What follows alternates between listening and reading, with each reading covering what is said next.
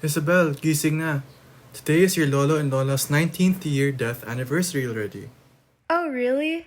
I wish I met Lola and Lola. Oh, I just remembered. Can we go through their photo album full of memories again and, place it on their memorial table? Oh yes, that's right. I remember keeping that in the back of my cabinet.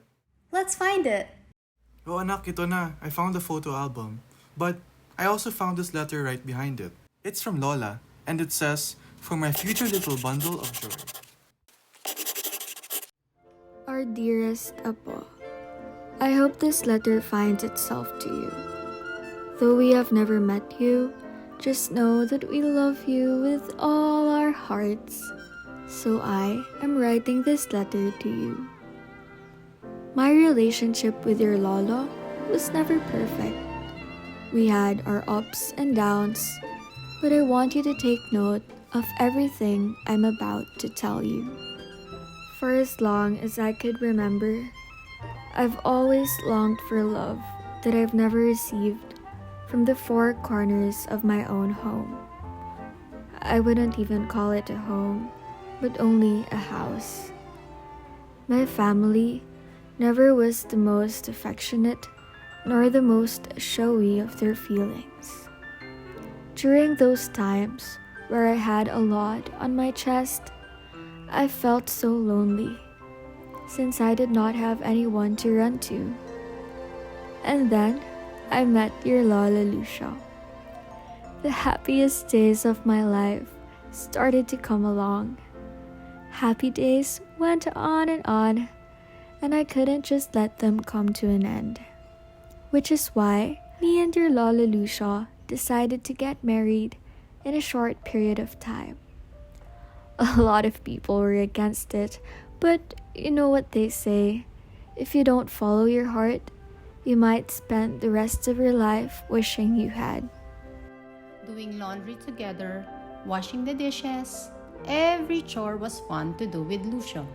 But you know what? He doesn't even know how to fold laundry or put dirty clothes in the hamper. We just laughed at these things and let it slide. But even tiny drops of water in the end will fill a huge vessel.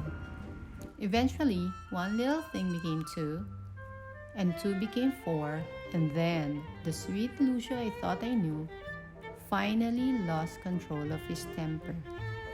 I never would have imagined that he would walk out and slam the door on me. For the first time in my life, I questioned if he was really the sweet Lucio I fell in love with. Sometimes, you have to get to know someone really well to realize you're really strangers. And there I thought to myself, maybe we should have taken our time to get to know each other before we rushed into marriage. I mean, marrying after 5 months of dating? What was I thinking? That was a reckless decision a young Teresa had made. So to my dearest Apo, if you ever reach the point where you think it's too good to be true, please take the time to think it through because not all fairy tales have a happy ending. Minsan, Apo, nasa huli ang pagsisisi. But you might wonder, despite all that have been through, how did your Lola Teresa and Lolo Lucio lasted 75 years together? I'm letting you in two little secrets. First, learn how to disconnect to reconnect. Personal space is necessary to make your relationship flourish. A healthy relationship allows the two to not only grow together, but also to grow independently as people. But do not forget to reconcile as soon as you have calmed yourself and think things through. But the most important secret of all is your father. You never know love until you have your own child.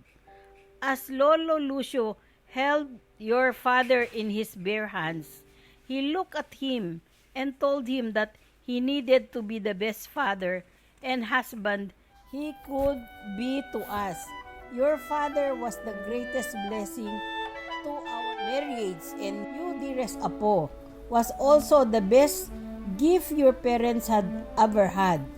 So if you ever come across a special someone, remember your Lolo and Lola's love story.